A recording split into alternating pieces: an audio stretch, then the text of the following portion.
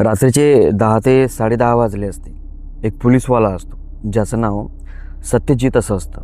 आता तो आपल्या मोटरसायकलवर बसून आपल्या घराकडे जात असतो. घराकडे जात असताना त्याच्या रस्त्यामध्ये एक पूल असतो आणि नॉर्मली त्या पुलावर ना प्रत्येक वर्षी कुणी ना कुणीतरी फाशी घेऊन मरतं. कुणी ना कुणीतरी. मग तो मुलगा असो, मुलगी असो, माणूस असो, बुजुर्ग माणसंसुद्धा तिथं फाशी घेऊन मरतात म्हणजे मरतात. एकही वर्ष असं रिकामं जात नाही की जे त्या पुलावर कोणीतरी मेलं नाही. आणि एक माणूस 100% मरतो म्हणजे मरतोच. त्याच्याशिवाय ते वर्ष रिकामं जातच नाही. तर वर्षाचा शेवटचा महिना चालू होता आणि 10-10:30 वाजता सत्यजित आपल्या पोलीस स्टेशनमधून आपली बाईक काढून तो आपल्या घराकडे येऊ लागला. आता तो सत्यजित जे होता तो काही जास्त फास्ट गाडी पळवायचा नाही. तो एकदम नॉर्मल गाडी चालवायचा, कोणाला त्रास नाही होणार असा, आणि एका कडेनं रस्त्याच्या आपल्या एका कडेनं तो चालायचा. पण अचानक त्याचा ॲक्सिडेंट त्या पुलावर होतो आणि त्याची खोपडी पूर्णपणे टिचते. त्याच्या खोपडीच्या आतलं जे ब्लड आहे ते ब्लड हळूहळू बाहेर पडायला लागतं. आता त्याला थोड्याफार गोष्टी समजू लागल्या, पण त्याला तेवढं पण कळत नव्हतं ना. आता विचार करा तुम्ही, जर आपला ॲक्सिडेंट झाल्याच्या नंतर आपली खोपडी टिचली असेल तर आपल्याला कळत नाही काही. तर सेम त्या प्रकारे सत्यजितसोबत तसंच झालं. आता त्याचा ॲक्सिडेंट झाला, तो तिथं पडलेला आहे, पूर्ण रोड रक्तानं भिजलेला आहे. आता आजूबाजूने जी लोकं येतात जातात त्यांनी बघितलं, ज्यांच्या ओळखीचा होता ते थांबले, त्याच्यापाशी गेले, त्याच्या घरच्यांना कॉल केला, तर घरचे तिथं आले. आता सत्यजितला 2 मुली होत्या आणि बायको. एक मुलगी जी होती ती 5-1 वर्षाची होती आणि जी दुसरी होती ती 15 ते 16 वर्षाची मुलगी होती.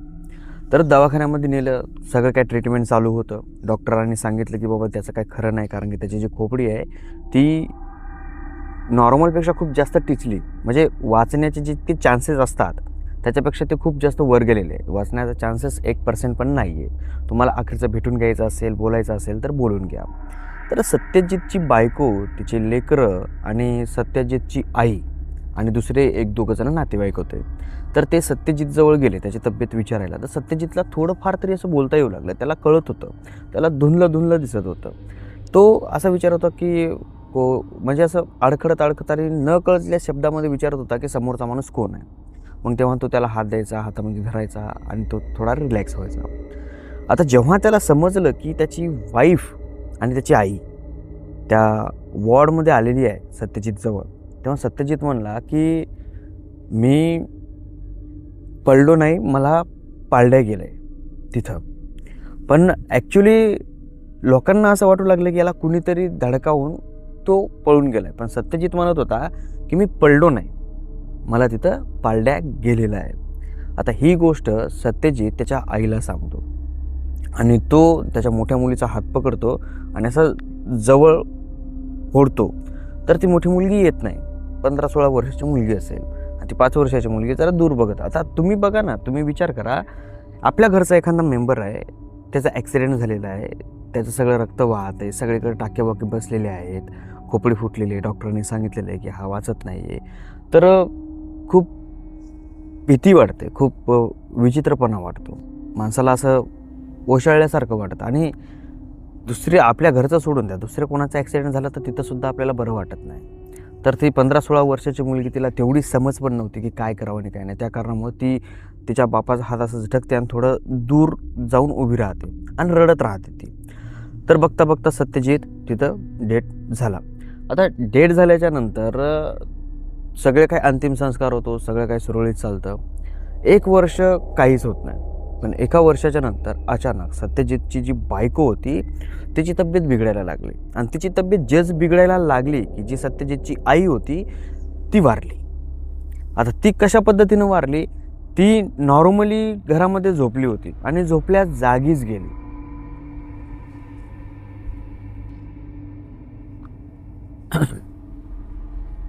तिला काय मेजर अटॅक आला नाही किंवा तिला काय असं काही दुःखसुख नव्हतं, काहीच नव्हतं, एकदम नॉर्मल होती, झोपली आणि सकाळी उठलीच नाही.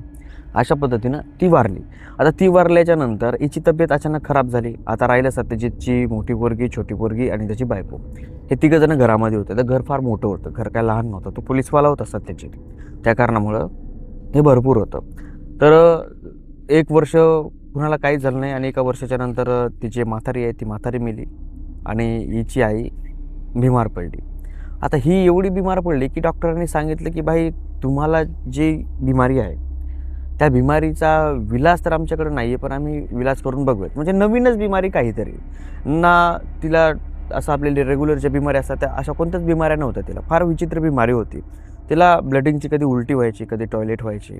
तर कधी कधी असं व्हायचं की जेव्हा तिचा हात जर कापला तर हातामधून अजिबात ब्लडच बाहेर निघायचं नाही, नुसतं मांस दिसायचं, अजिबात ब्लड बाहेर निघायचं नाही अजिबात. तर हे सगळा जो विचित्र प्रकार आहे डॉक्टरांना समजत नव्हता आणि डॉक्टरांनी या अगोदर कधी असल्या प्रकारची बिमारी बघितलीसुद्धा नव्हती. डॉक्टर स्वतः म्हणायला लागले की भाई ही जी बिमारी आहे आम्ही बिमारी अशी कधी पाहिलीच नाही. आता पेशंटच्या अंगातलं रक्तच गायब आहे आणि ते रक्त ॲक्च्युली पोटातून बाहेर पडतंय, टॉयलेटमधून बाहेर पडतंय किंवा दुसऱ्या कुठल्या तरी जागून बाहेर पडतंय. बट हे असं आपण हात कापला गेला किंवा काही लागलं तर नॉर्मली अंगातून रक्त बाहेर येतं, पण या पेशंटच्या अंगातून रक्तच बाहेर येत नाही. आता असं म्हणल्याच्या नंतर याच्या घरचे हे कन्फ्यूज आहेत. पैसा भरपूर होता, पैशाला टेन्शन नव्हतं, पैसा खूप जास्त होता, पैशाचं काही टेन्शनच नव्हतं, फक्त होतं ते माणसांचं. एक एक एक एक माणूस त्या घरातला डेट होऊ लागला. मग 15 ते 20 दिवसाच्या नंतर ही जे सत्यजितची बायको आहे तीसुद्धा डेट झाली. आता राहिल्या फक्त 2 मुली. आता जी मुलगी होती ती 17 वर्षाची, 16-17 वर्षाची, ती 18 वर्षाची झाली आणि तिनं काय केलं, लग्न केलं. सत्यजितची जी बायको होती तिचं इच्छा होती की बाबा मी मरण्याच्या अगोदर तरी मला माझ्या मुलीचं लग्न बघायला भेटलं पाहिजे. त्या कारणामुळे तिने याचं लग्न चटपगनी पटबिहा करून टाकला. आता तेवढ्या याच्यामध्ये जी ही मुलगी होती आणि हिचा जो नवरा होता तो हिचा ॲक्च्युली बॉयफ्रेंड होता. हिला त्याच्यासोबतच लग्न करायचं होतं. त्या कारणामुळं तिच्या आईनं त्याच्यासोबत त्याचं लग्न लावून दिलं. कारण की तिला असं वाटलं बाई मी कुठं चांगला दुसरा मुलगा पाहू, कुठं भेटणार आहे का, काय होणार आहे. त्या कारणामुळं तो मुलगा जातीमधला होता, नात्यामधला होता. त्या कारणामुळं हिनं त्यांचं लग्न लावून दिलं. फक्त एक म्हणली की बाई मी जर नसले तर प्लीज माझी जे छोटी मुलगी आहे तिचा तो सांभाळ कर, मी गेल्याच्या नंतर तिची आई तूच राहणार आहेस. तर अशा परिस्थितीमध्ये तिची आईसुद्धा मेली. आता जी मोठी मुलगी होती तिचं नाव तेजस्विनी होतं आणि जी छोटी मुलगी होती तिचं नाव स्वाती होतं आणि जी मोठ्या मुलीचा नवरा होता त्याचं नाव लक्ष्मण होतं. असे 3 जण, 3 मेंबर आणि 3ही जण त्या घरामध्ये राहू लागले. आता लग्न झाल्याच्या नंतर तेजस्विनी आपल्या नवऱ्याच्या घरी गेली नाही, ती आईच्याच घरी राहिली आणि आपल्या बहिणीचा सांभाळ करत आपलं घर सांभाळू लागली. आता जो तिचा नवरा होता तो नॉर्मली होता, जिथं काम भेटलं तिथं काम करायचं चांगल्या पद्धतीने, म्हणजे तो प्रायव्हेट जॉबला होता आणि तिथं त्याला चांगली पगारसुद्धा होती, म्हणजे त्यालाही पैशाची काही कमी नव्हती. म्हणजे यांच्या आयुष्यामध्ये पैशाची कमीच नव्हती, फक्त कमी होती ती म्हणजे माणसांची. म्हणजे यांना माणसं लय लवकर सोडून गेली, आपली माणसं. तर अशा पद्धतीने तिचा संसार चालू लागला. आता जी ही स्वाती होती ती 6-7 वर्षाची झाली होती, 7-8 वर्षाची आणि हिचं पण वय भरपूर झालं होतं, पण हिला मुलगा नव्हता. बरेच वर्ष झाली लग्नाला, तिला मुलगा झालाच नाही आणि आजूबाजूचे जे नातेवाईक असतात हे असतात हिला नाव पुढं ठेवायला लागले की भाई अशानं असं झालं, असं का नाही झालं, म्हणजे हे मुलगा का नाही झाला तुला, तू वांजुटी आहेस, असं आहेस तसं आहेस. तुम्हाला माहीत असेल की आपल्या समाजामध्ये जर लग्न होऊन 3-4 वर्ष जरी झाले तरी लोक नाव पुढं ठेवतात की मुलगा कसा झाला नाही, लेकरू बाळ कसं झालं नाही, का झालं नाही, काय फॉल्ट आहे का, असं सगळ्यांना वाटतं. सगळ्यांना वाटतं की लग्न झालं की दुसऱ्या वर्षी मुलगा व्हावा. पण कसं असतं ना, थोडी लाईफ जगायला पाहिजे, कमीत कमी 4-5 वर्ष तरी लेकरू बाळ होऊ द्यायला नाही पाहिजे. तर यांनीसुद्धा तसं ठरवलं होतं की बाबा 4-5 वर्ष आपण लेकरू बाळ होऊ द्यायचं नाही. तर 4-5 वर्ष यांचं लग्न झालं, यांना काही लेकरू बाळ नव्हतं आणि नंतर यांची लाईफ चांगली सुरळीत चालू लागली. तो कामाला जाऊ लागला, काम करू लागला, ह्या दोघी घरात राहू लागल्या, हिची शाळा सुरू होती, ती घर सांभाळू लागली. तर एवढ्या दिवसांमध्ये जी स्वाती आहे ती एक गोष्ट नोटीस करू लागली. आता जी स्वाती आहे ना तिला व्हिडिओ गेम खेळण्याचा फार जास्त नाद होता. टी व्हीमध्ये ते असतात ते रिमोटनं खेळण्याचे गेम्स, तसा गेम्स खेळण्याचा आणि हिला फार जास्त नाद होता आणि पैसा असल्यामुळे गेम्स वगैरे भरपूर होते हिच्याकडं आणि ही हुशारसुद्धा होती. शाळेमध्ये हुशार होती, गेम्समध्ये हुशार होती आणि हिला काही गोष्टी लई पटापटा कळायच्या. म्हणजे की कोणत्या गोष्टी चांगल्या आहेत, कोणत्या गोष्टी वाईट आहेत, ह्या सगळ्या गोष्टी तिला कळायच्या. तर एका दिवशी हिला खेळता खेळता थोडंसं उशीर झाला आणि त्या दिवशी ॲक्च्युली जो हिचा नवरा आहे तेजस्विनीचा, तो घरी आला नव्हता. तो आणि येणारही नव्हता. तेजस्विनी जी आहे ती तिच्या रूममध्ये होती आणि ही हॉलमध्ये बसून व्हिडिओ गेम खेळत होती. आता जो तेजस्विनीचा नवरा होता ना, तो फार चांगला माणूस होता. त्याने तेजस्विनीवर प्रेम केलं, सगळ्या ज्या जिम्मेदारी असतात त्या चांगल्या प्रकारे निभावल्या. आता त्याच्या जागेवर जर एखादा दुसरा कोणी असला असता तर त्याचा डोळा हिच्या बहिणीवर सुद्धा असला असता. तो म्हणला असा, चलो यार आधी घरवाली आहे, पुन्हा हिच्या पाठीमागं कोणी नाही आहे, काय नाही. पण तसं नाही, तो हिला आपल्या मुलीसारखा सांभाळायला लागला, की बाबा आपली मुलगी जशी आहे तशा पद्धतीनं तो तिला सांभाळायला लागला, तेजस्विनीचा नवरा लक्ष्मण. तर आज तो घरी येणार नव्हता. त्याने सांगितलं होतं या दोघी जणींना की बाबा मी घरी येणार नाही, तुम्ही जेवण वगैरे करा आणि आराम करा आणि घराचे दरवाजे वगैरे चांगल्या पद्धतीनं लॉक करा. आता हे सगळं झाल्याच्या नंतर रात्रीचे 11-11:30 वाजले होते आणि 11:30 वाजेपर्यंत जी स्वाती आहे ती व्हिडिओ गेम खेळत हॉलमध्ये बसली होती. आता असं पाहिल्याच्या नंतर तिचं लक्ष घड्याळीकडे गेलं की भाई टाईम झालेला आहे.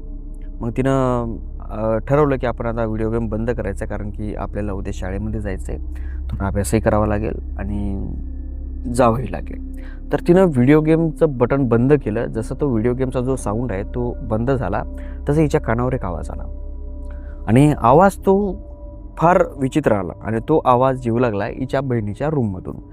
आता बाय चान्स हिच्या जी बहीण आहे तिनं तिच्या रूमचा दरवाजा थोडा खुल्लाच ठेवला होता. तिला वाटलं की काय व्हिडिओ गेम खेळते ती तिचं जाऊन झोपी जाते, ती काय आपल्या रूममध्ये येत नाही, कारण की या अगोदर कधी ती गेली नाही ना. पण यावेळेस तिचा दरवाजा उघडा होता आणि तिच्या रूममधून आवाज येऊ लागला, काहीतरी बोलण्याचा, काहीतरी वाचण्याचा. तर हिनं आपला ते PS5 ते काय असतं ते गेम्स खेळण्याचं जे काय बंद असतं ते बंद केलं. बंद केलं काही शब्द इकडे तिकडे जातात, थोडं समजून घ्यायचा. ओके.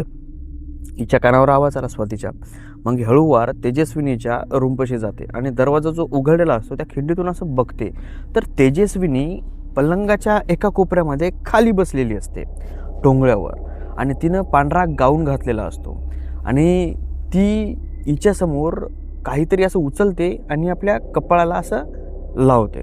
आता हिला कळत नाही की तेजस्विनी असं काय करते आणि तेजस्विनी जी आहे ना ती अशी वर मान करते आणि मंत्र वाचायला सुरुवात करते, काहीतरी वेगळे आणि विचित्र. मग हिनं हळूवार दरवाजा उघडला. आता नॉर्मली ही तर कधी जात नाही तिच्या रूममध्ये. आता दोघी ज्या बहिणी होत्या त्या दोघी बहिणीचं जास्त काय पटत नव्हतं, सुरुवातीपासूनच फार जास्त खटकायचं. सुरुवातीला बाबा आई होते त्या कारणामुळे यांच्यामध्ये बॅलेन्स राहायचं. बाबा गेल्याच्यानंतर आई होती त्या कारणामध्ये बॅलेन्स राहायचं आणि आई गेल्याच्यानंतर जो तेजस्विनीचा नवरा होता लक्ष्मण, त्याच्यामुळे या दोघीमध्ये बॅलेन्स राहायचा. तो दोघींनाही म्हणायचा बाबा भांडणं करू नका तुम्ही, काय पडलं नाही. पण आजपर्यंत ती कधीच तेजस्विनीच्या रूममध्ये गेली नाही, कारण की कट्टरपंथी होती जरा जास्तच. मग जी स्वाती आहे तिनं हळूवार दरवाजा उघडला आणि मधात बघितलं तर तिचे पूर्ण गुलपशाट, पायाखालची जमीन सरकली. कारण की आज जे तिनं पाहिलं होतं ना ते फार भयानक पाहिलं होतं आणि इतकं खतरनाक पाहिलं होतं की आजपर्यंत तिच्या डोक्यामधून ते सगळा प्रसंग गेला नाही. ती मधात गेली, बघितलं तर तेजस्विनी टोंगळ्यावर बसलेली आहे. तिच्यासमोर विचित्र प्रकारच्या काहीतरी रांगोळ्या काढलेल्या आहेत फरशीवर, काहीतरी वेगळ्याच पद्धतीचं, थोडासा स्टार, थोडासा चंद्र, थोडीशी दुसरीच काहीतरी आकृती, दुसरंच काहीतरी सिंबल आणि त्या प्रत्येक सिंबलच्या मधात जागेमध्ये एक काहीतरी शब्द लिहिलेला होता, ड ब ग असा विचित्र शब्द. संस्कृतमध्ये कसा शब्द असतो ना त्या प्रकारचा शब्द आणि ते सगळे जे काय आहे ना ते रांगोळीनं काढलेलं असतं आणि सेंटरला एक मूर्ती असते आणि ती मूर्ती फार विचित्र असते. ती मूर्ती नाही स्पष्टपणे एखाद्या राक्षसाची वाटत होती, नाही स्पष्टपणे एखाद्या देवाची वाटत होती, पण फार विचित्र, फार भीतीदायक मूर्ती होती. त्या मूर्तीकडे बघितल्याच्या नंतर माणसाच्या अंगाला शहारा येईल अशा पद्धतीची ती मूर्ती होती. जर नॉर्मली आपल्याला कुठं काही दिसलं तर धगधग करतं ना काळी, सेम त्या प्रकारे स्वातीचं करायला लागलं होतं. तिच्या अंगाला पूर्ण घाम येऊ लागला, गुजबंब येऊ लागला तिच्या अंगावर. काय करायली आपली बहीण काय कळत नव्हतं. मग ती हळूहळू न कळत तेजस्विनीची अशी समोरून गेली. तर तेजस्विनी आपले दोन्ही हात असे वर करून अशी टोंगळ्यावर बसलेली होती. हिची मान आहे, ही मान अशी पूर्णपणे वर केलेली होती, पूर्णपणे.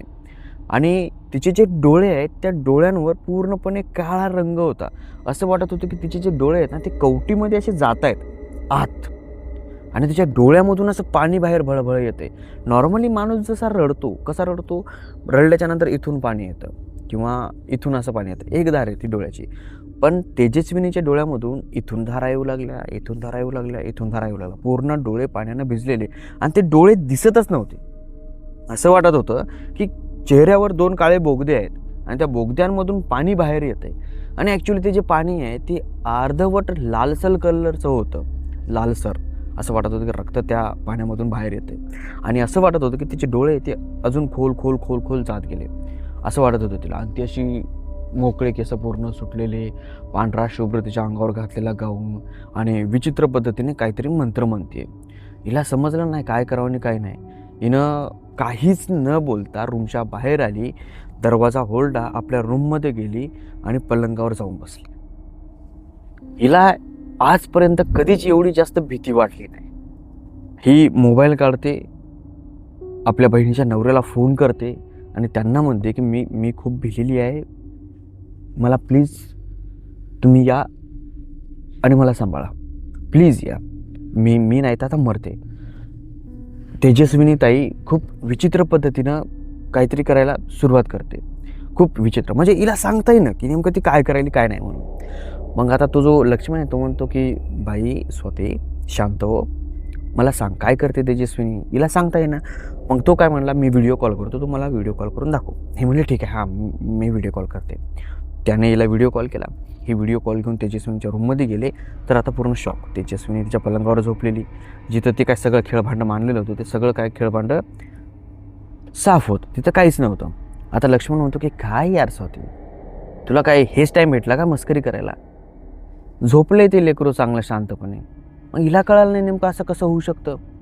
मग हिनं फोन ठेवला आणि त्या तेजस्विनीच्या रूममध्ये गेले. तिथं गेल्याच्या नंतर बघितलं तर तेजस्विनी शांतपणे झोपलेली आहे. सगळी रूम साफ आहे, क्लीन आहे, काहीच नाही आहे त्या रूममध्ये. तर आली परत वापस आणि आपल्या रूममध्ये झोपी गेली.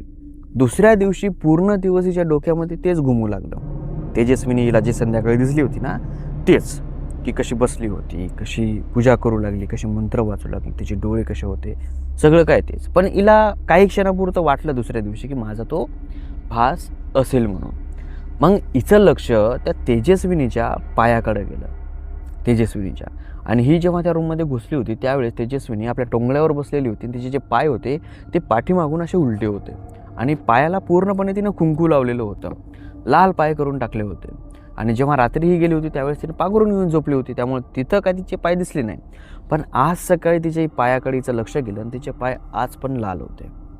हिला कळालं की मी जे बघितलंय ते काही स्वप्न नाही आहे किंवा कोणता भास नाही आहे, जे काय पाहिले ना ते सगळं काही रिअल आहे. तर हिनं ठरवलं की आता याच्यानंतर आपण जे पाहणार ना ते 100% भाऊजींना दाखवायचं.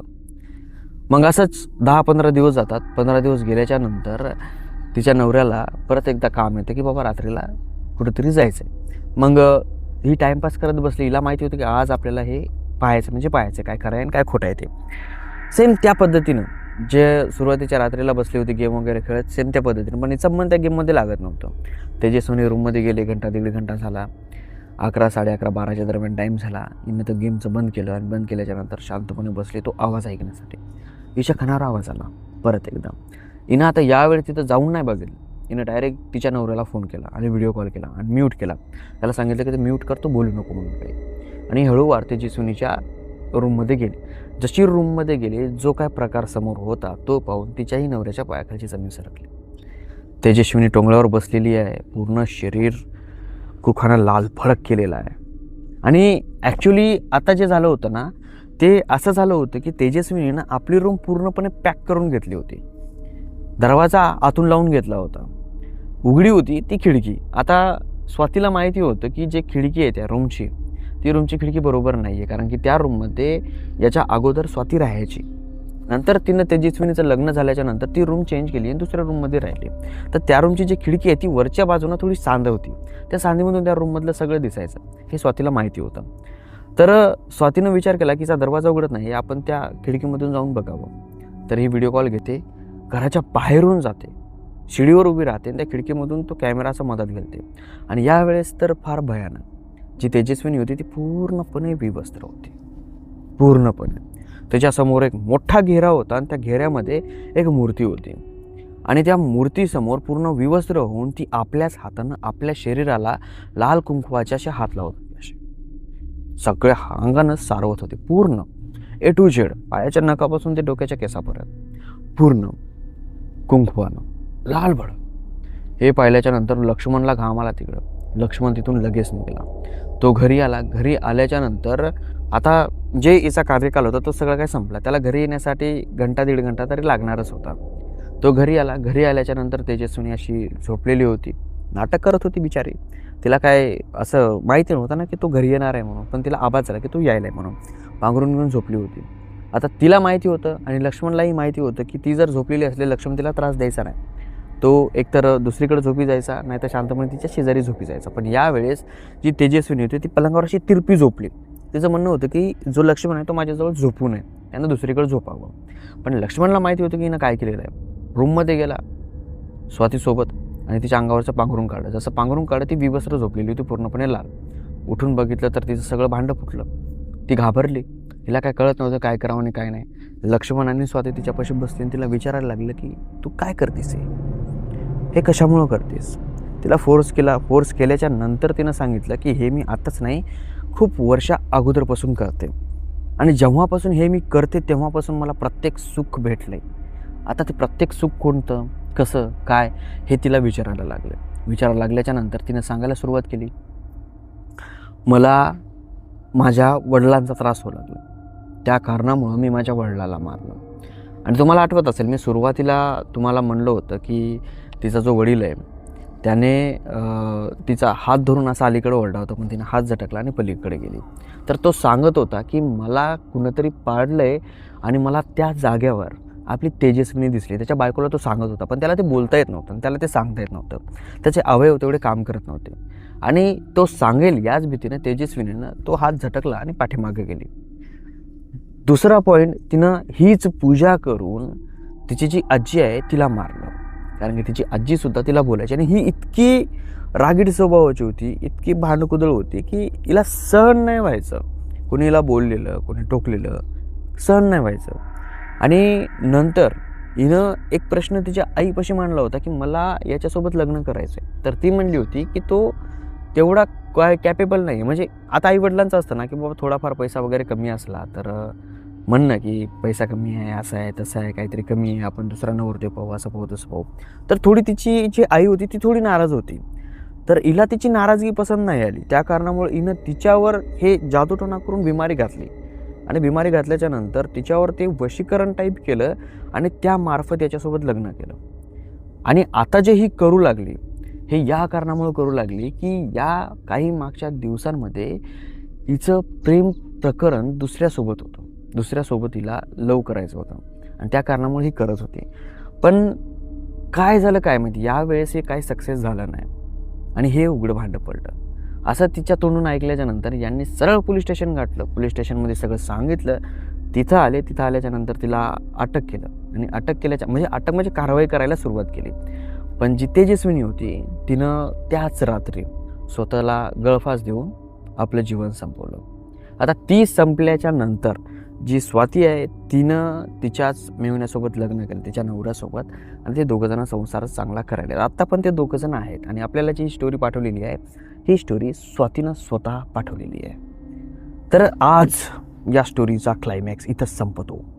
वाईट कामाचे फळं नेहमी वाईटच भेटतात, चांगले भेटत नाही, तर हे लक्षात राहू द्या. आणि तुम्हाला असं वाटत असेल की हे केल्यानं ते होईल, ते केल्यानं ते होईल, मला तर काही वाटत नाही. बघा काही कॉन्सिडेन्स होऊ शकतात, काही काय म्हणतो आपण त्याला योगायोग होऊ शकतात, पण असल्या काही गोष्टी होणं तेवढं काय मला पक्कं वाटत नाही. तुम्हाला काय वाटतंय नक्की कमेंट बॉक्समध्ये सांगा. आणि जर तुमच्यापाशी एखादी स्टोरी असेल तर तुम्ही तुमची स्टोरी मला खाली दिलेल्या डिस्क्रिप्शनमध्ये एक नंबर आहे त्या नंबरवर व्हॉट्सअप करू शकता. ओके, तोपर्यंत चला भेटूया समोरच्या स्टोरीमध्ये. तोपर्यंत जय हिंद, जय महाराष्ट्र.